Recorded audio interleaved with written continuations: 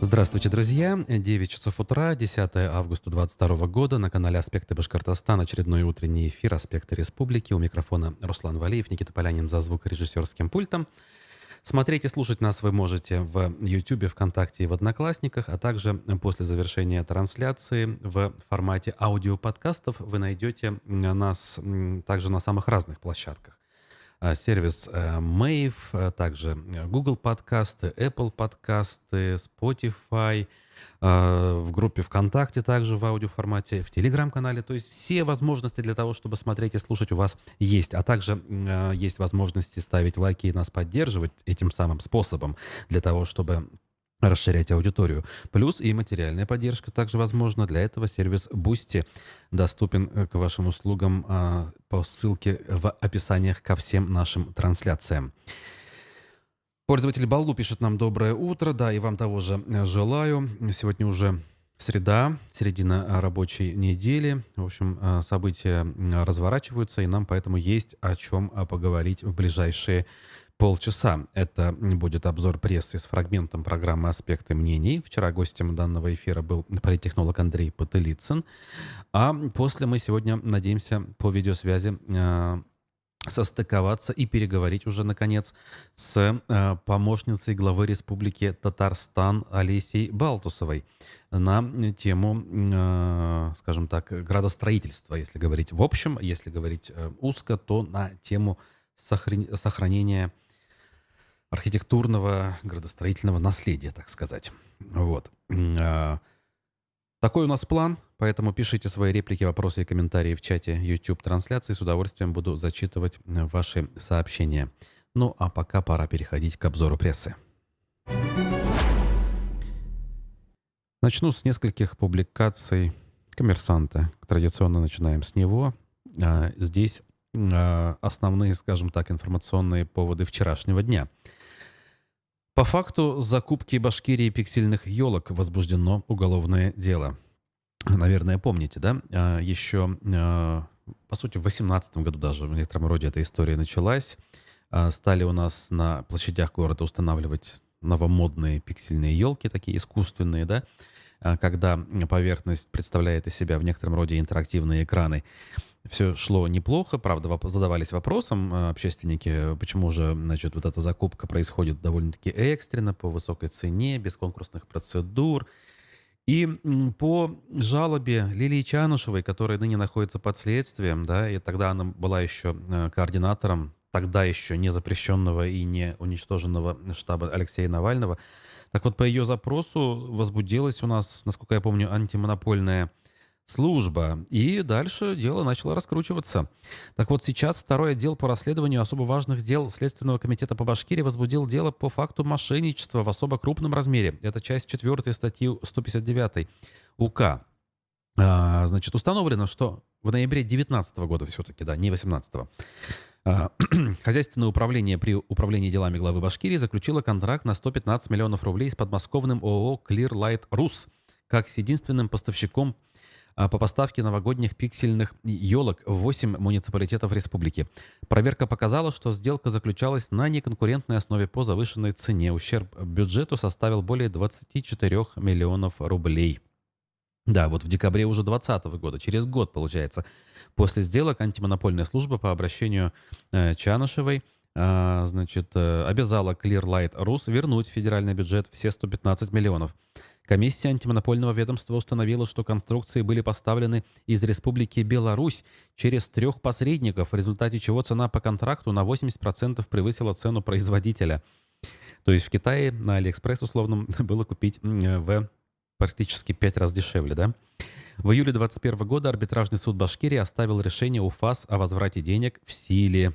Ну а возвращены ли деньги этой компании и попросила ли компания вернуть эти самые елки, если они еще живы в том или ином виде, это здесь не указано. То есть мы об этом пока точно утверждать не можем. Я помню, объясняло наше хозяйственное управление при управлении делами главы республики это тем, что у нас форс-мажорные, дескать, обстоятельства. И поэтому мы должны купить эти елки срочно и безотлагательно, чтобы порадовать, видимо, жителей республики. Уже неважно за какую цену. Но вот история не закончилась, так сказать, и может даже еще продолжиться, чего мы, конечно же, хотим. Тем временем жителю Ишимбая предъявили обвинение в повреждении мемориала, историю, которую мы вчера упоминали. Значит, аж Следственный отдел Следственного комитета по республике предъявил 39-летнему жителю Ишимбая Борису Борисову обвинение в повреждении мемориальных сооружений, увековечивающих память погибших при защите Отечества или его интересов, либо посвященных Дням воинской славы России. Есть, оказывается, такая специальная статья 243.4 Уголовного кодекса. В сообщении пресс-службы ведомства указывается, что в ночь с 6 на 7 августа обвиняемый, находясь в алкогольном опьянении в местном парке Победы, грубо нарушая нормы морали и общественной нравственности, выражая явное неуважение к обществу, повалил на землю информационные гранитные плиты, установленные перед военной бронетехникой и орудиями, повредив их и причинив ущерб мемориальным объектам. Он был задержан, полиция возбудила уголовное дело. Вот такая вот история. То есть безнаказанным данный эпизод, инцидент не остается на данном этапе. Торги по продаже усадьбы Бухартовских признаны несостоявшимися. Ну что ж ты будешь делать? Тот же «Коммерсант» нам сообщает. Конкурс администрации Уфы по продаже 2 зданий бывшей усадьбы на улице Аксакова признан несостоявшимся, следует из сообщения на площадке «Российский аукционный дом». На участие в торгах была подана одна заявка. Имя претендента в конкурсных документах не указано. Здания являются объектом культурного наследия регионального значения. Начальная цена лота оценивалась в 1 рубль. Общая площадь усадьбы составляет 1200 квадратных метров. По условиям конкурса покупатель был обязан провести комплекс работ по сохранению объекта, предусматривающих противоаварийные работы, реставрацию и приспособление к современному использованию. Причем до конца 2-го квартала 2024 года должно было это все произойти. Ранее «Коммерсант» сообщал, что в начале июня ООО «Стром», принадлежащая Зульфие Мусавировой, приобретала здание усадьбы Бухартовских за 5,7 миллионов рублей. Однако позже компания отказалась от подписания договора купли-продажи. То есть она в конкурсе выиграла, заявила высокую цену, конкурирующих каких-то участников не было, кто бы больше предложил. Формально компания выиграла это право, но им не воспользовалась. Кстати, глава республики на собрании СПЧ, которое вот в конце июля состоялось, он как раз упоминал, что процедуры, которые предусмотрены законом для этих случаев, они не совсем, ну, скажем так, понятны, прозрачны, и им злоупотреблять можно, как раз-таки затягивая процедуру реальной передачи этого объекта или любого другого объекта собственнику, который все-таки реально готов вкладываться в реставрацию и сохранение объекта. Чем дольше это длится, тем меньше шансов, что к 2024 году, к юбилею Уфы, мы увидим приведение в божеский вид хотя бы этого объекта. Я уже не говорю про целых несколько десятков объектов, которые у нас по улице Октябрьской революции такой же участи ждут. Мы тут, в общем-то, особо иллюзий не питаем в этом смысле, что все вокруг в этом смысле станет лицеприятным. Так, далее продолжим. Тот же «Коммерсант» нам сообщил, что у нас администрация приняла решение повысить стоимость проезда на электротранспорте. Оказывается, 16 сентября это все случится в нашем городе. С 25 до 30 рублей увеличится стоимость проезда наличными и по банковской карте. С 22 до 25 увеличится по карте «Алга» и с 13 до 15 по карте школьника. Приводятся цены на электротранспорте в общее соответствие с ценами на других видах нашего транспорта. И тут хотелось бы, конечно, какую-то логику понять. Таким способом они все-таки рассчитывают финансовое состояние электротранспортников привести в более-менее такой удобоваримый вид, или это какой-то жест отчаяния, как говорится, напоследок взмахнуть платочком и попрощаться. Если наблюдать со стороны и слушать, скажем так, анализ Олега Арефьева, который он всякий раз предоставляет в наших пятничных эфирах «Аспекты городской среды», надежд на сохранение и тем более развитие электротранспорта у нас с каждым днем все меньше и меньше. И вот тут стоимость повышения стоимости проезда.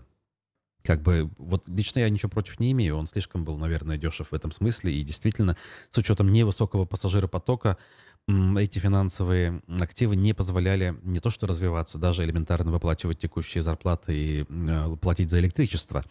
То есть вроде как нужно приводить цены в соответствие с рыночными условиями. Но, учитывая, опять же, крайне низкий пассажиропоток, позволит ли это стабилизировать финансовое положение? Вопрос. Дальше двигаемся, друзья. Значит, у нас есть публикация на сайте aspectmedia.ru, которая гласит, что в Иглинском районе Республики Башкортостан жители деревни Шипово заявили о готовности провести молитвенный митинг. Верующие жители деревни Шипово в Иглинском районе требуют от властей землю под строительство православного храма. Уже нашелся благотворитель, который купил сруб и купол, но все уперлось в земельный вопрос. Местный сельсовет выделил участок, а потом выяснилось, что у него не тот вид разрешенного использования. К тому же он был в аренде у частного лица, и то, что этот человек лишен всех прав, власти пока не могут подтвердить документально. Близится осень, и купленный сруб может испортиться из-за дождей. В отчаянии прихожане заявили о том, что пойдут на митинг с иконами и хоругвями. «Мы уже давно хотим храм. Община растет, и люди очень сильно расстроились, когда узнали, что опять ничего не получается», рассказала изданию староста прихода 33-летняя Анита Чернышова. Это все уже так давно продолжается. Сначала в поле хотели поставить храм. Нам запретили, потому что там велись археологические раскопки. Потом на въезде в деревню выяснилось, что у той земли 3 хозяина. Потом у садового товарищества рассматривали, пошли в Министерство лесного хозяйства. Выяснилось, что у участка нет документов. Конечно, мы готовы уже и на то, чтобы перед сельсоветом встать с иконами. По словам главы Акбердинского сельсовета Азамата Сатаева, право аренды частного лица на участок под церковь прекращено по решению Глинского районного суда аж в 2012 году. В общем, как не история из Глинского района, так сразу же какие-то хитросплетения с правом на землю. Даже на небольшой храм пятачок земли выделить не могут. Ну, что ж, остается лишь посочувствовать жителям, у которых других проблем, видимо, совсем не осталось. И есть чуть ли не единственный способ как-то утешить самих себя, сходить помолиться в храм. Ну что ж, каждому свое. Гимнастку захейтили за фото на пилоне на вершине священной горы Юрактау в Башкирии. Это заголовок издания «Медиакорсеть». В одном из городских сообществ Стерлитамака в соцсетях был размещен весьма нетривиальный пост, пишет издание. В нем содержалась фотография, где на вершине Юрактау установлена специальная конструкция, шест или же пилон, на котором застыла девушка в ярком гимнастическом костюме. Обратите внимание, в костюме, а не без каких-либо костюмов. Собственно, эта девушка по имени Александра Филоненко и выложила фото в группу, однако реакции комментаторов на необычное фото оказались весьма разнообразными. Судя по всему, негативными. Значит, часть комментаторов разгневалась на спортсменку и сочла такой досуг на горе неприемлемым или крамольным. Что за срам на священном месте? Вопрос Евгения Зернова. Для чего сей высер? Почему нужно на горе это делать? В стриптиз-клуб, пожалуйста, написал мужчина в комментариях. Это уже другой пользователь. Неужели этим надо заниматься именно на Юрактау? В клубах нельзя? Задалась вопросом жительница Оксана Никифорова. И читаю, в общем-то, глаза на лоб лезут, что плохого люди увидели в принципе, очень симпатичном перформансе. Никакого вреда горе не нанесено, и в конце концов жительница демонстрировала определенное искусство, да, то есть в некотором виде даже спортом это назвать можно, находясь в приличном виде и делая симпатичные фото. Вот это вот ханжеское отношение к происходящему, к чему-то, причем происходящему, и параллельно, значит,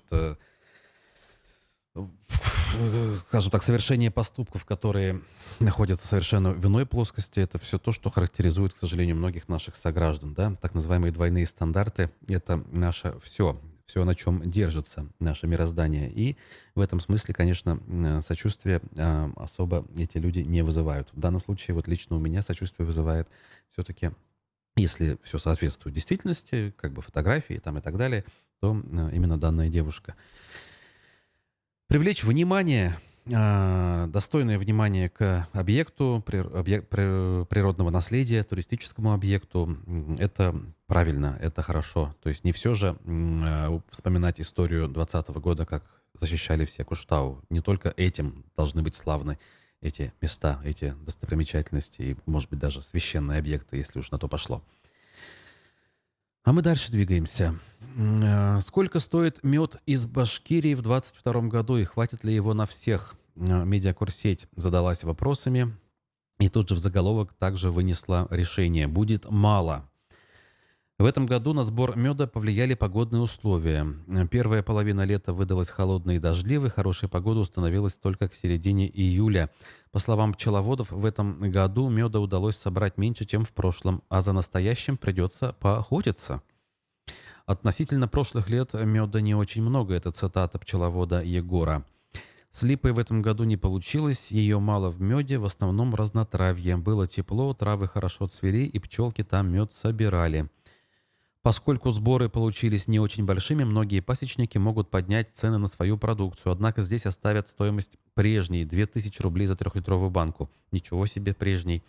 Как бы, видимо, разные поставщики. По-моему, 1800 — это потолок, а можно и дешевле. Тут некоторые сообщают, что и 2000 мало, 2300, 2500 за 3-литровую банку просят пасечники. И, значит, всякий раз ссылаются вот как раз-таки на некие погодные условия, которые, дескать, помешали собрать нормальный мед. Что-то засуха их не устраивает, немножечко дожди прошли в июне, тоже не устраивает. Вот не поймешь, да? Всякий раз нужно найти какой-то повод для того, чтобы создать видимость дефицита и искусственно задрать цены. По-моему, так. Не знаю, надеюсь, конечно, может быть, и ошибаюсь. И действительно, как бы правду говорят в этом смысле пчеловоды. Но создается впечатление, что именно так они пытаются лишь заработать дополнительных денег. Так, далее. Уфа-1. Власти Башкирии продвигают татарскую сеть АЗС «Ирбис». Она закупается у Башнефти и получает землю без торгов.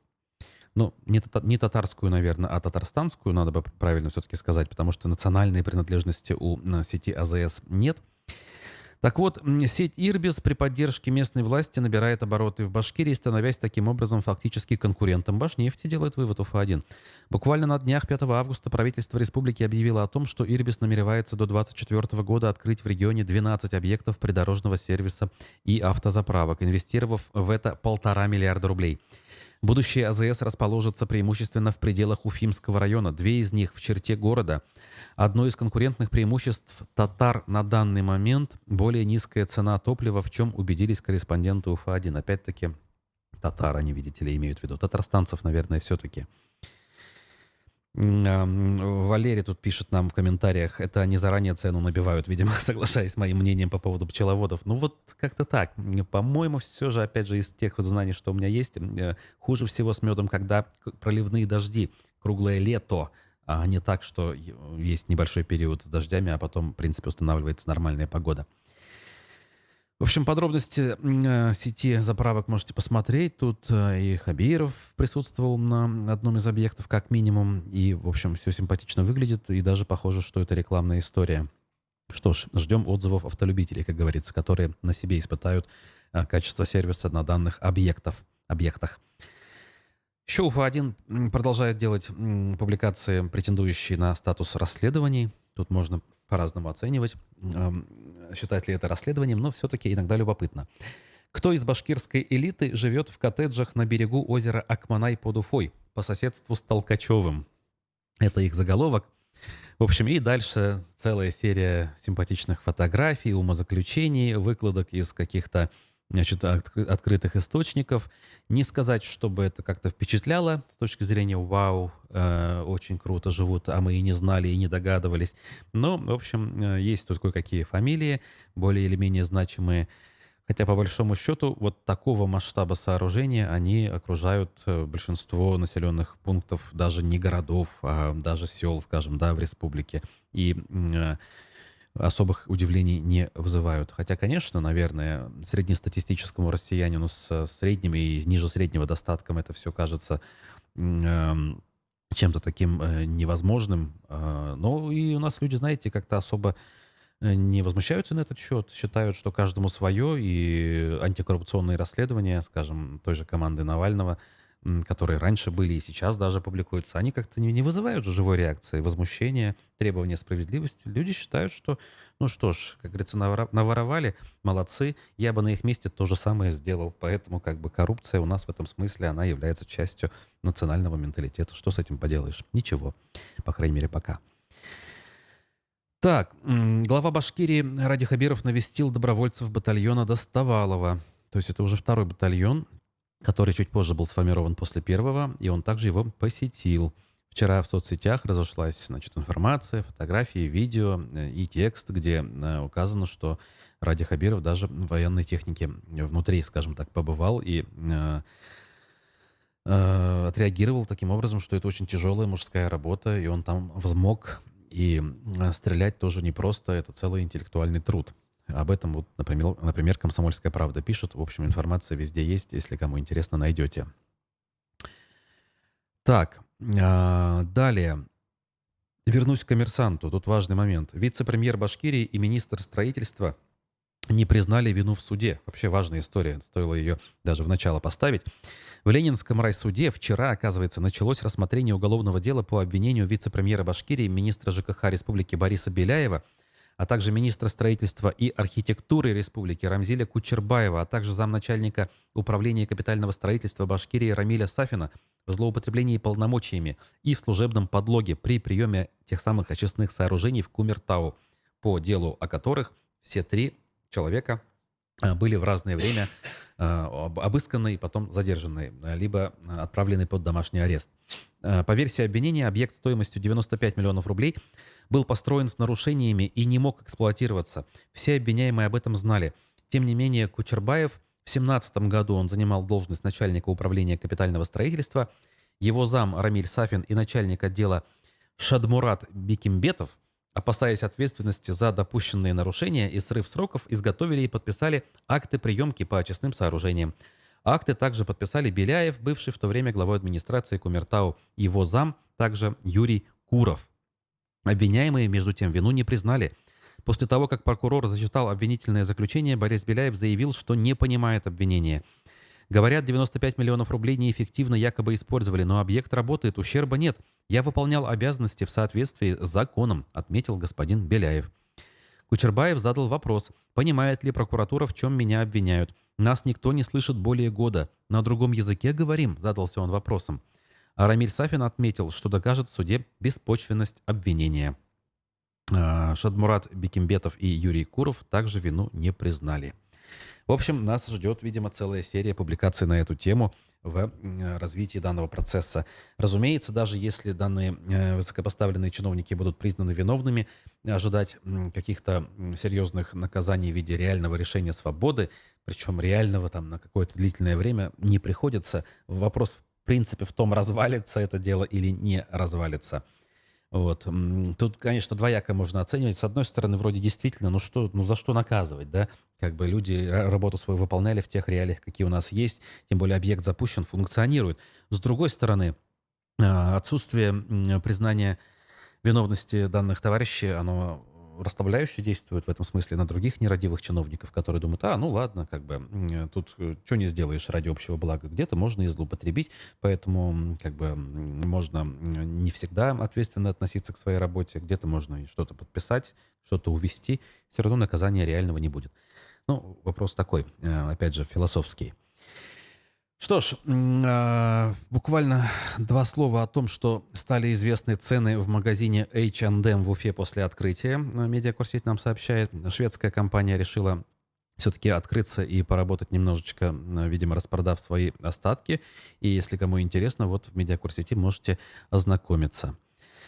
Ну, а мы закончим с обзором.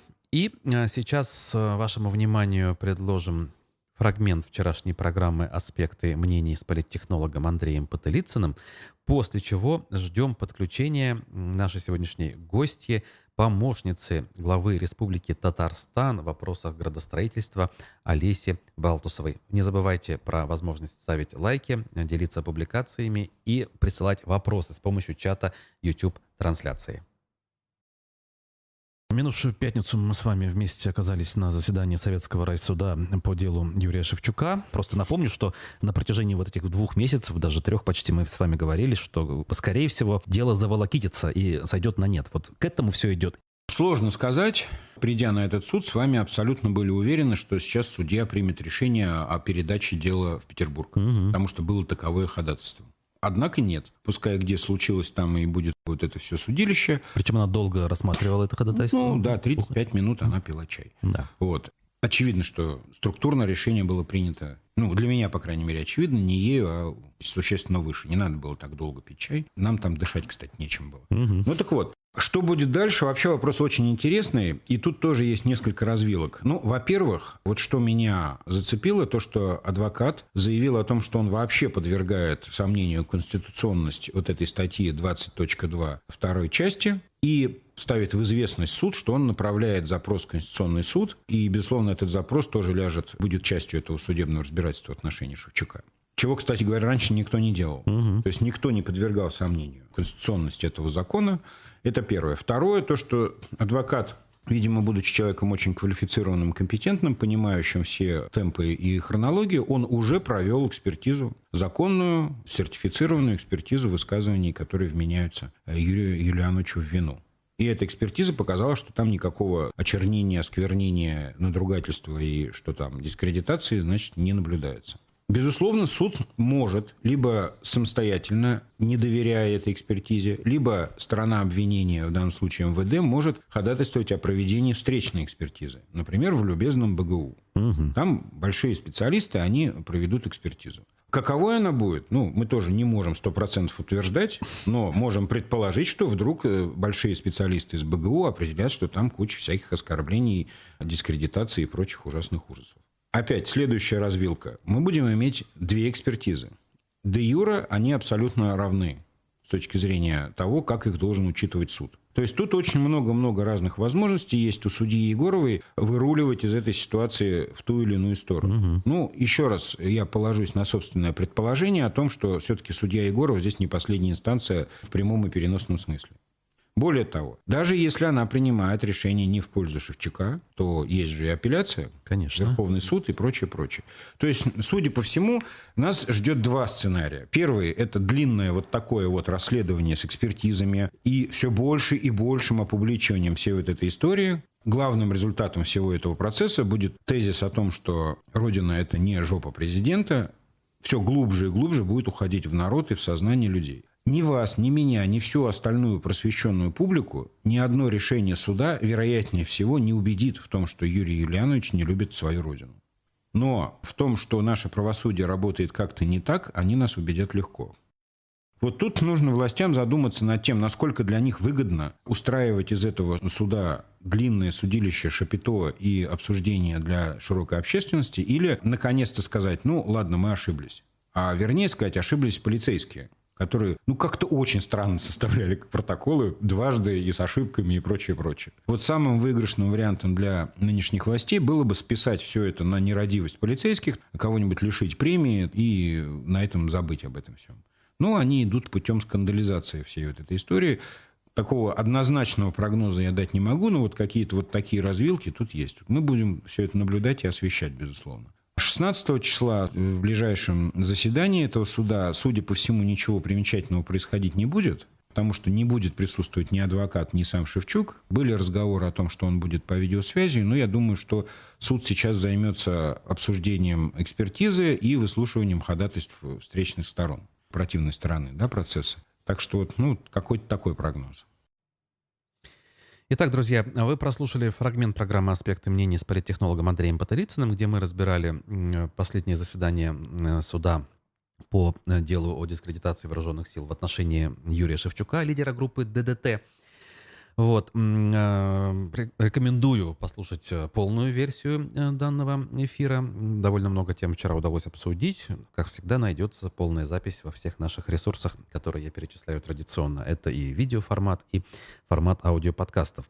Кстати говоря, иногда мы делимся публикациями в нашем телеграм-канале, не только которые здесь у нас в Уфе, скажем так, генерируются, иногда дружественный нам живой гвоздь. Вот вчера мы, значит, репостнули, а именно выступление в формате слуха и эха нашего коллеги Айдара Ахмадиева. Он буквально чуть ли не каждую неделю уже отвечает на вопросы подписчиков «Живого гвоздя» и набирает довольно-таки большое количество откликов, отзывов.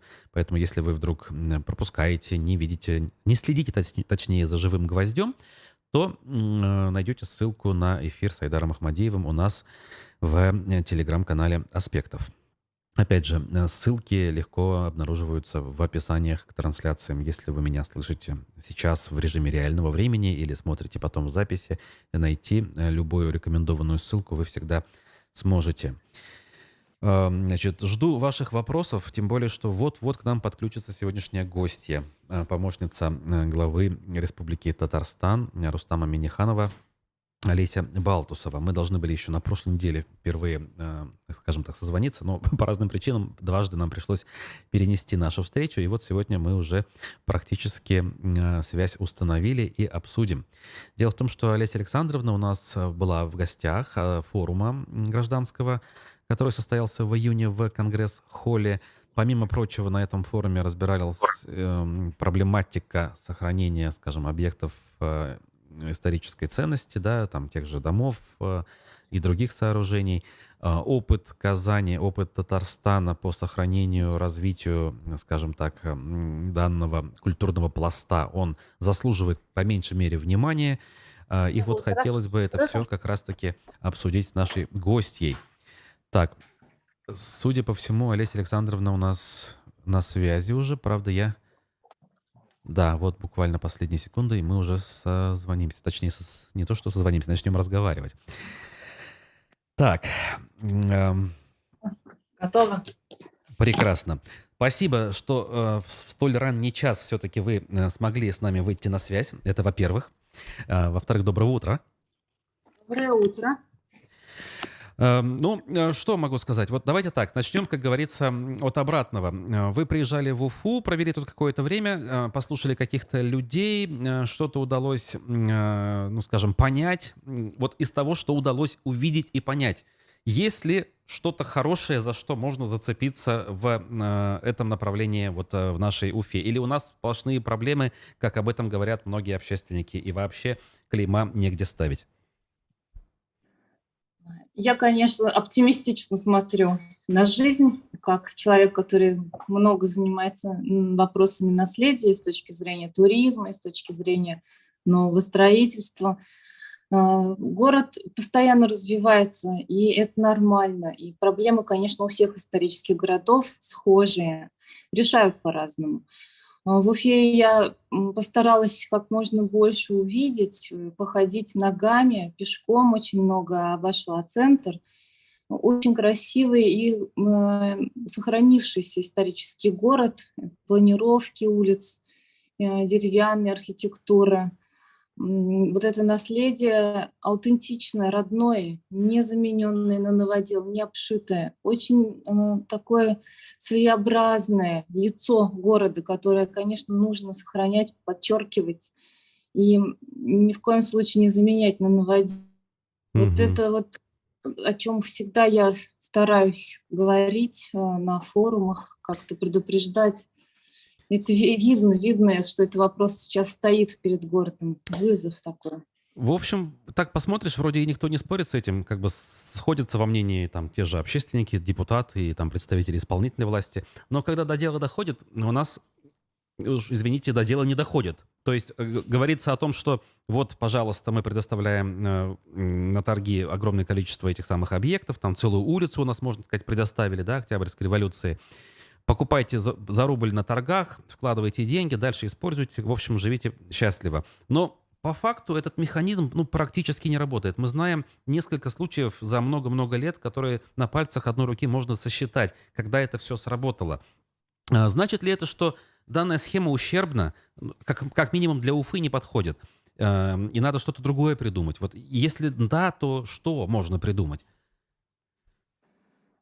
Вообще, конечно, нужно просто использовать разные механизмы. Что-то не получается, использовать другое. Вот мы же ведь эти форумы все, и то, что прошло в Уфе недавно, проводим специально для обмена практиками. И мы стараемся всегда из разных городов собрать практики, их послушать. Да, вот мы там несколько городов выступали, и я в том числе. Понятно, что вот есть подходы такие предпринимательские, есть подходы чисто государственной политики в наследии.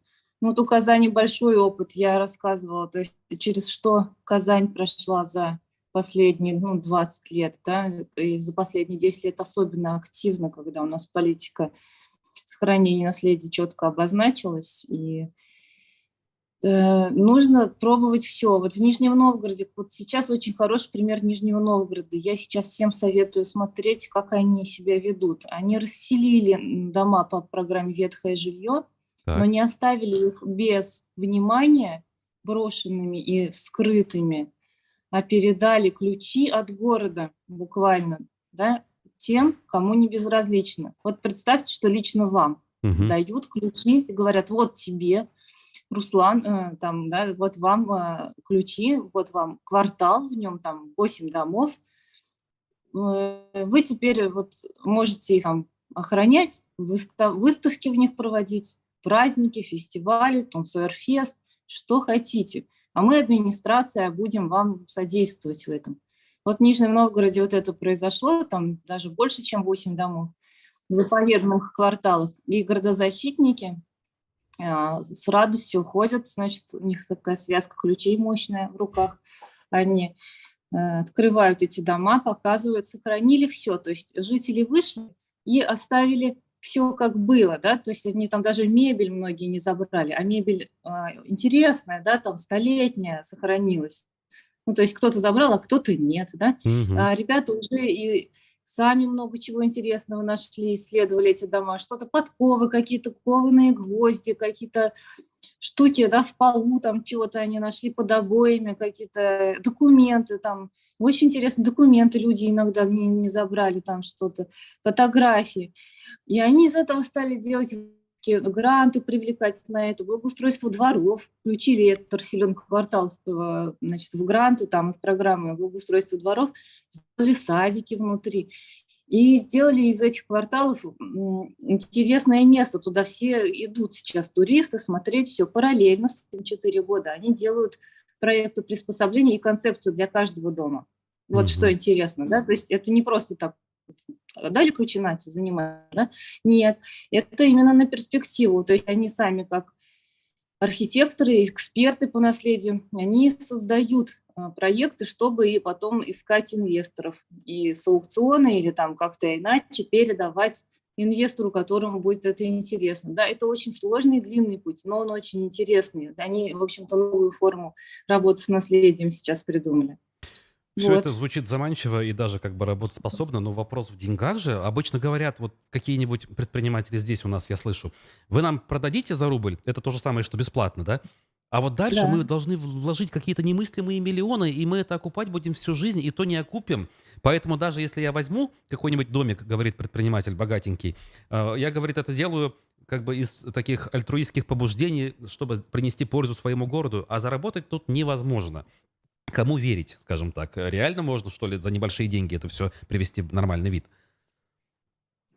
Ну, наследие это всегда дорого, дешевого наследия не бывает, в общем-то, да. И, ну, если здесь вот так вот посмотреть повнимательнее, ну, к примеру, вот мы в Чистополе пошли тоже по пути государственной политики такой, да, вот мы создали проекты с экспертизой. Это миллионов по 1,5 на каждый дом расселенный, 14 домов выделил Республика Татарстан, значит, по поручению президента деньги. И эти дома расселенные уже с этими с проектами, они идут на аукцион.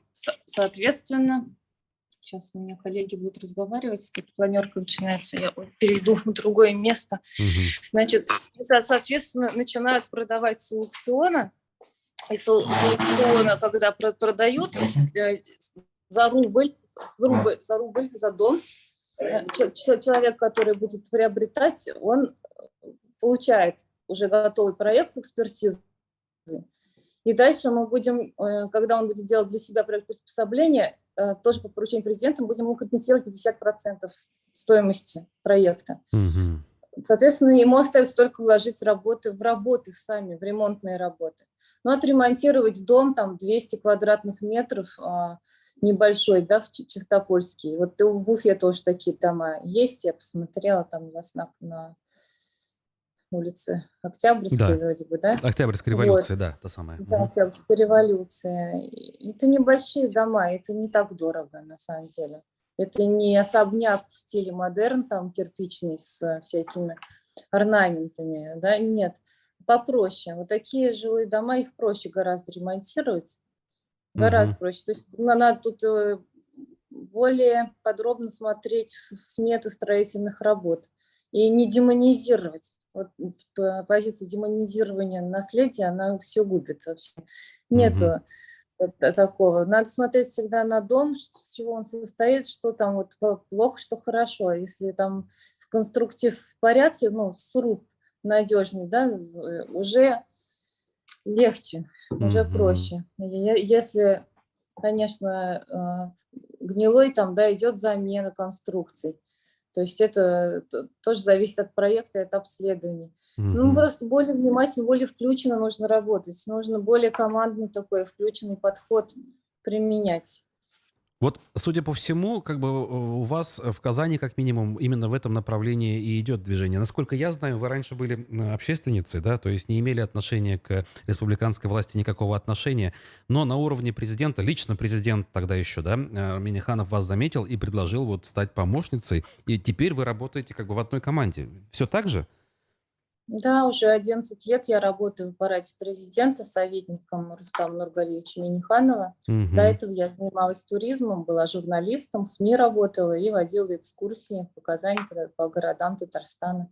То есть это Но даже это не год, не два, 11 лет. Вот хотелось бы понять, то есть неужели у вас это работает? То есть не просто в какой-то момент осеняет президента, а давайте-ка мы вместе, но реально дальше что-то происходит. Потому что я боюсь, что вот по моему опыту, не личному, а вот по опыту, скажем, каких-то знакомых, я сужу следующим образом. Людям что-то предлагают, ну раз такой умный, давай, но на этом все заканчивается. Дальше этот самый бывший общественник, умный товарищ, скажем так, начинает реально вроде как предлагать что-то, но все это уходит как вода в песок, и реально ничего не происходит. У вас, судя по всему, не так. Ну и в Нижнем Новгороде не так. Там тоже губернатор команду собрал и дал ему полномочия и доверие свое. То есть он профессионалам доверяет, прислушивается, и там позитивные изменения налицо, как говорится. Мгм. И еще, ну, в Иркутске тоже такой хороший пример. Там развивается центр деревянного Иркутска, деревянный модерн сибирский. Тоже он сохраняет. В Томске тоже, кстати говоря, программа «Рубль за рубль» тоже отлично проработан именно муниципалитетом и именно тем человеком, которого для этого на работу взяли. То есть там очень тоже командная работа. То есть практики есть, примеры есть. Всегда зависит от конструктивной налаженной работы, поскольку, ну, это вот мое личное мнение, нельзя идти от революции, всегда надо идти от эволюции и помогать, содействовать изменениям, не противостоять насмерть, вот просто вот нельзя и все. Давайте на конкретном А примере. предлагать. Я понял вашу мысль. Вот как бы у нас есть этот механизм по рублю, как бы он не только у нас есть, мы это уже поняли. И есть у нас известная тут усадьба Бухартовских. Возможно, вам ее тоже показывали. У нее кровля подгорела, скажем так, пару лет назад, но такое важное, скажем так, в историческом смысле здание. И на это здание обратил внимание, собственно, глава республики. Стал говорить, что вот мы не отдадим эту землю никаким застройщикам, мы спасем и так далее, и так далее. Были объявлены торги за рубль. Приходит участник откуда-то там непонятный, заявляет, что он это все выкупит за 5,7 миллиона рублей, но, соответственно, не выкупает. Торги вроде как состоялись. Фактически победитель оказался, ну, я не знаю, там, мошенником, не мошенником, но каким-то таким не очень добросовестным участником. И история так затягивается. И Мгм. вот аж глава республики на встрече с общественниками говорит, вот такая вот история, такой механизм тупиковый, ничего с этим не поделаешь, надо как-то по-другому к этому вопросу подойти. Действительно это так? Или все-таки есть простой, понятный способ, который позволит избежать вот этих вот нерадивых, значит, участников, как-то устранить, я не знаю. Ну, форс-мажор у всех бывает, конечно. Мы когда продавали с аукциона в Казани дома, ну, тогда другой закон был еще, законодательство немножечко было не такое, как сейчас. Мы продавали полностью включенность команды мэра Казани, Ильсура Медшина работала. И дома продавались с обременением, там заключался договор тоже с определенным сроком, с определенными обязательствами. И там, конечно, были пункты, что в случае неисполнения подлежит возврат в муниципалитет. Мгм. И это всех так в тонусе держало вообще-то. Мы всегда обсуждали, у нас была специальная команда создана, тоже вот вместе с командой мэра, с командой там, ну, специалисты Министерства культуры, я, там, сети городские, другие там ведомства, да, мы создали такую в ручном режиме буквально рабочую группу и вели сопровождение. Э, Мы старались все вопросы инвесторов вот прямо, как говорится, вот за столом обсуждать вживую со всеми ведомствами, там, с сетевыми компаниями, с которыми у них эти вопросы возникали. И таким образом мы вытаскивали какие-то проблемные дома, там просто помогали. То есть они там сами в одиночестве не варились с этим, не оставались наедине со своим домом, который они вот приобрели, и теперь не знают, что. Были такие, что люди там срывали срок, вот не получается вообще, ну никак, ну сложный объект. Шли на уступки, продлевали договор, вот продлевали это обязательство, но продолжали вот это включенное содействие. И некоторые дома у нас вот и через 10 лет не готовы вам, но тем не менее медленно работа шла, сейчас они уже хотя бы более-менее прилично выглядят, и уже понятно, где конец, уже скоро вот завершение. Поэтому в нашей стране надо долго жить, чтобы увидеть перемены, Ой, чтобы увидеть эволюцию. Я это вот, поскольку 11 лет работаю, я уже все увидела вещи. Да, ну, у нас есть пример тоже, вот, когда большому инвестору сразу 26 объектов передали, а у него форс-мажор случился посередине пути. И он вообще не доделал. 3 доделал, остальные никак не смог. Одно там сгорел торговый центр, началось у него серьезные проблемы в бизнесе, в общем, и просто вот все 26, ну, минус 3 стоят, в общем-то, без движения. Это вот печально, да, так очень. Мы с этим вот ничего поделать не можем. Мы ну ждем, да. когда у него какие-то личные вот эти вот бизнес-история как-то разведнеется, и он вернется. Здесь мы вот ничего не можем сделать, как говорится. Знаете, Так вот, помимо это объектов культурного наследия, есть ведь еще новодел, без него, как говорится, никуда. В любом случае строить надо. Иногда пытаются совместить, вот, и сохранить стену от исторического здания и все остальное снеся, построить позади нечто гигантское. У нас такие примеры есть. Торговые комплексы там и так далее. И иногда просто на ровной площадке что-то новое предлагается. И здесь у нас тоже как бы согласия в Уфе, например, мало. Я не знаю, правительство предлагает одно, там, Евразийскую библиотеку в форме юрты, а часть профессионального сообщества говорят, что ну что же вы творите-то, да, что за азиатчину предлагаете, у нас свое мнение, то есть мы хотим что-то современное здесь. И как бы вот все, как бы все на своем стоят, как бы, а дискуссии нормальной, диалога нет. Это вот как вы видите? У вас так же или все-таки как-то оно по-другому работает? Должно работать? Может работать? чтобы эти дискуссии были эффективны, слышимы, у нас создана специальная комиссия при президенте Татарстана по вопросам строительства. Я ее секретарь, значит, я собираю комиссию, это объекты вывожу. Докладывает главный архитектор Казани всегда. В комиссию включены не только чиновники, но и 12 человек городских архитекторов, экспертов по наследию, современных практикующих архитекторов, разные люди. И мы очень живо обсуждаем всегда объекты, которые выносятся на строительство, на рассмотрение. Бывает, что вот дискуссии очень яркие, острые, и уж не можем прийти к какому-то действительно разные позиции, полярные взгляды. Просто тогда президент берет на себя вот эту ответственность, да, то есть он принимает решение, что будет вот так, раз вы не можете договориться между собой, давайте я тогда приму решение, послушав вас, то есть я понимаю, что будет вот скорее вот этот вариант. То есть мы стараемся всегда архитекторов в случае дискуссии, дискуссионного объекта выводить на 2, 3, 4 варианта. Фасады, там, какого-то архитектурного решения, посадки. Сложные, да, такие вот бывают доминантные, яркие объекты. Вот. Их вот так вот вариантно. Еще может он сказать, такое часто бывает, давайте выйдем на место и на месте посмотрим. Тогда мы еще делаем выезд на месте, там делаем, ставим проекты на планшетах, там даже на видео, то есть макет делаем, макет территории, прямо изготавливаем специально, ну это вот все на застройщике, они заказывают, и мы смотрим и на месте, и с макетом, и с планшетом, то есть со всех сторон посмотрели и уже поняли, вот приходим к какому-то мнению. То есть вот такая практика. Это, конечно, удлиняет Ну сроки, что, это не но это страшно. того стоит.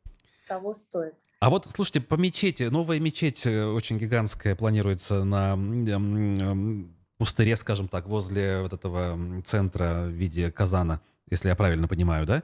Не ошибаюсь же насчет территории? Там нет решений пока. Нет, не около Казани. По соседству, где парк раньше был, парк аттракционов, вот на его месте решили строить. Но после конкурса там 2 первых места, и пока решения нет, какое будет окончательно, я не Ну это знаю. вот как Я раз та жюри самая не история, да? Где состоит. предстоит вот это все, то, что вы сейчас перечисляли.